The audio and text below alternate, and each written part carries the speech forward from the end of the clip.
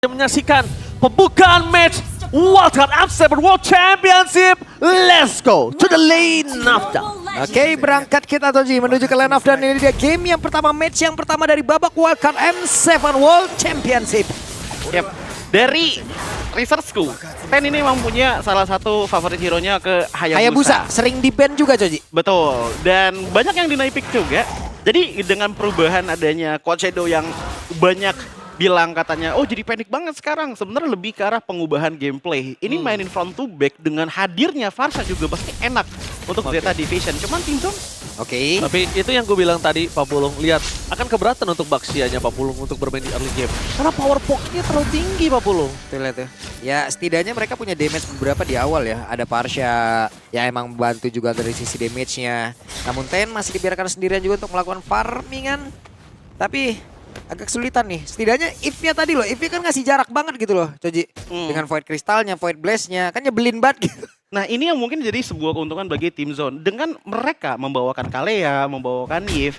Aku setuju dikatakan oleh Bang Oji, pokingannya bakalan sakit. Tapi nggak cuma ngepok aja. Itu loh.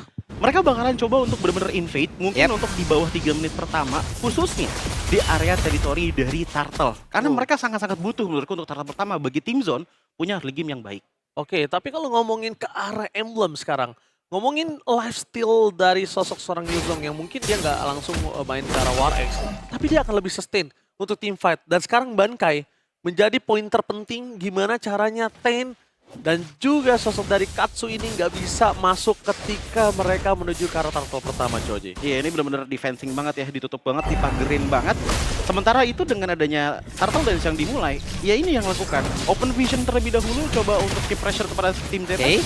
Nah itu dia ada pergerakan sekarang. Ten mencoba untuk bisa mendekat tapi gagal. Malah membuat diri berlangsung berkilan dengan sangat cepat. Namun satu untuk satu dari masing-masing jungler. Dan coba lihat pergerakan dari Chunwan. Sendirian di depan tapi rekan-rekannya datang untuk bisa memberikan sebuah backupan. Hanya saja Popheus tidak tinggal diam karena di bagian belakang. Dengan Void Crystal, Void Blast semuanya dikeluarkan guna untuk bisa memberikan bantuan. Tidak ada yang tumbang lagi. Yes, itu dia. Kita menyaksikan di mana Bankai menjadi penentu the power of retribution yang dimiliki oleh para pasukan dari tim Zone.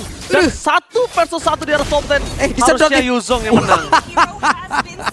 Ya itu dia, harusnya Yuzong. Miskalkulasi seperti ya tadi ya. Junichi mengerikan sekali one by situation. Tapi kalau bukan karena Bankai, Zazaura ini bisa kehilangan turtle tadi Pak Pulung. Ya, dan melihat bagaimana dengan adanya setup turtle dari Zeta Division, kelihatan mereka memang nggak benar-benar fokusin banget ke arah sana gitu loh. Dan begitu Timzone masuk, mereka tuh masih bisa dapetin turtle walaupun ada trading yang lumayan terjadi. Oke, ada Bright yang siap untuk bisa memberikan jarak kepada rekan-rekannya. Ada satu lagi terlihat reward manipulation langsung matikan dilakukan. Minutnya di depannya berbeda, 2 player malah langsung menghilang bahkan Ten. What happened? Langsung menghilang dengan sangat cepat, double kill Zaura. Yes, seperti yang sudah saya sampaikan di awal tadi ketika draft pick-nya berubah antara Hayabusa menjadi jungler, melepaskan Baxia menjadi roamer. Perbandingan yang cukup signifikan langsung terjadi di lane of down. Mereka kesulitan untuk bermain di arah early game-nya. Baxia tidak sekeras itu, tidak secepat itu untuk mendapatkan level Choji seperti ketika dia menjadi sosok seorang jungler. Iya, yang lebih kelihatan lagi adalah dari tim Zeta Division yang memang coba untuk ngikutin tempo dari bagaimana trio mid lane-nya Timzone berjalan. Kayak dimanapun Timzone bergerak, Zeta bakal ngikutin gitu loh, yang dimana benar-benar obvious banget dengan kalahnya di arah early game, ngebuat skirmish kecilnya pun tetap dimenangi oleh Timzone ya, karena mereka udah menang juga dari awal. Mereka sudah menang turtle, mereka juga sudah menangin damage-nya. Apalagi kita top 10 dengan tumbang 2 kali. Ini bakal ngedeny ataupun sangat memperlambat pembuatan item damage-nya. Rem langsung ini dia. Junichi, walaupun dia tahu dengan adanya posisi. Waduh, oke, sendirian. What? Apa yang terjadi?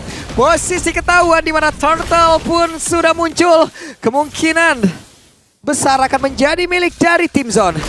Ya itu dia Junichi, walaupun dengan War Axe yang sudah di nerf seperti kita tadi perdebatan berada di arah patch note, tetap akan menjadi satu item yang penting. Bukan karena lifesteal-nya aja jadi Choji.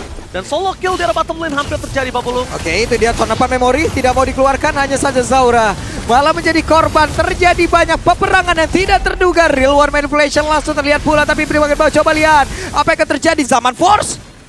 Miring dikit nggak masalah. Miring dikit nggak masalah tapi udah bubar. Udah bubar tapi ini. Bubar jalan. Salah arah nampaknya untuk para pasukan dari tim Z1. Lihat para pasukan dari Tim Z1 yang harusnya tadi Haritnya mau coba untuk maksa ke semua. Lah di bawah, lah kesedot abis dong. Oke, wildcard begitu wild ini kayaknya Coci. Bener-bener wild banget ya, karena kita ngelihat kayak setiap menit bakal ada team fight yang berjalan. Bahkan aku ngelihat dari tim Zone, mereka banyak banget inisiasi yang lebih agresif dibandingkan dengan Zeta. Tapi, kayak contohnya tadi ada Yisun Shin di bawah.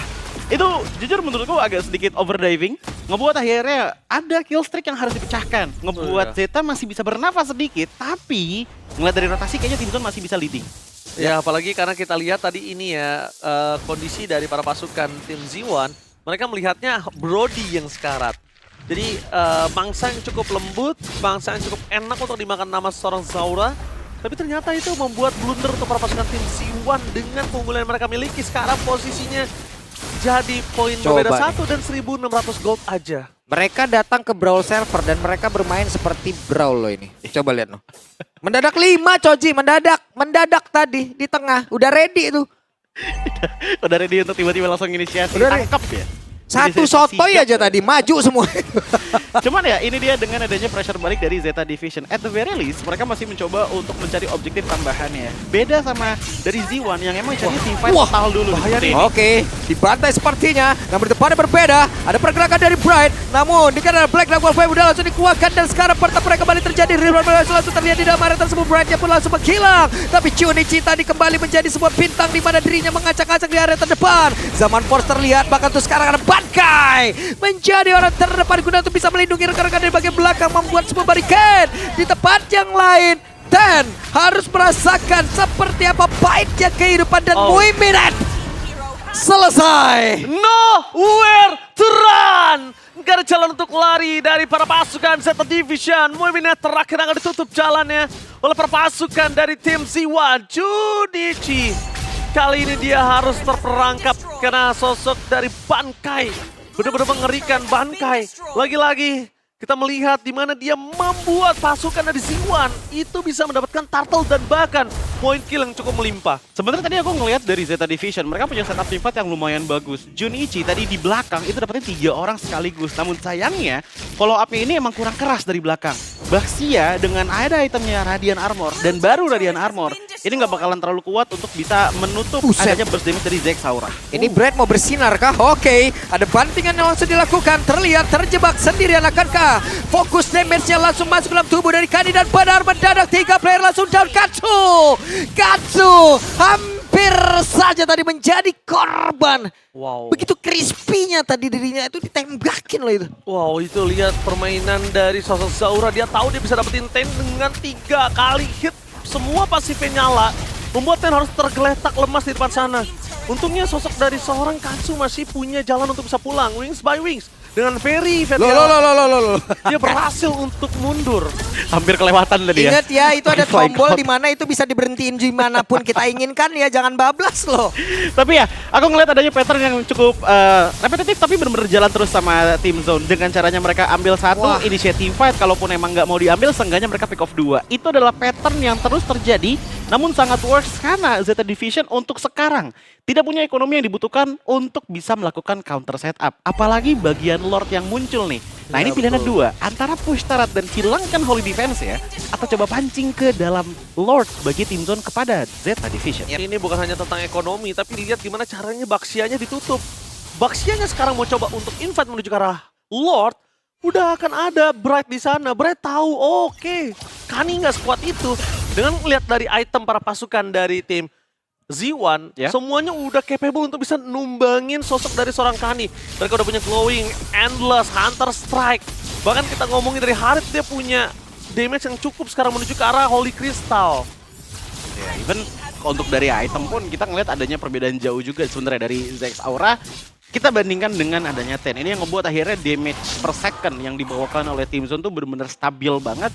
Bahkan kita ngeliat untuk K-nya itu sendiri ya, ini adalah waktunya emang untuk Harris bersinar, apalagi Harris yang udah snowball dari awal. Makanya aku bilang dari awal, sebenarnya tim Zone emang bermain bener-bener kalau misalkan emang ada snowball eksplosif yang mereka bisa bawakan, ya mereka bawakan untuk di game kali ini. Kelihatan dari early game-nya, tiap menit yang berjalannya, apalagi dengan Harris yang hampir sudah full item dan mungkin lagi mengejar ke arah Holy Crystal. Beda sama adanya Fovius yang dimana mereka mencari dynamic itemnya. Dari Oke. segi offense ada, defense juga ada, dengan antivirus sudah disematkan. Pertanyaan aku, Choji, kenapa Yes. Hayabusanya tetap bermain dengan Skypicer dengan kondisi saat ini? Endless lebih wise menurut aku. Ya mungkin menurutku di sini adalah karena Brunei juga nggak bisa ngapa-ngapain. Dari damage pun belum terlalu Bright. berasa. Oke, Oh. Bright akan kami mendapatkan satu korban dan benar saya ada Junichi menjadi korban dan shutdown. Satu bintang utama mereka yang dari tadi memberikan sebuah aksi. Namun untuk kali ini malah menjadi korban utama dan Ten-nya pun langsung menghilang kembali. Mega Kill langsung didapatkan. Wipeout selesai harusnya. Wipeout! C1 meratakan para pasukan dari Zeta Division dengan sangat mudah. One-sided gameplay. A different gameplay yang kita lihat di sini membuat para pasukan dari tim C1 menghancurkan Zeta Division ya dengan perubahan antara jungler mereka dengan roamer mereka shifting secara tiba-tiba. Itu ngebuat Z1 udah pasti langsung pede banget dari awal.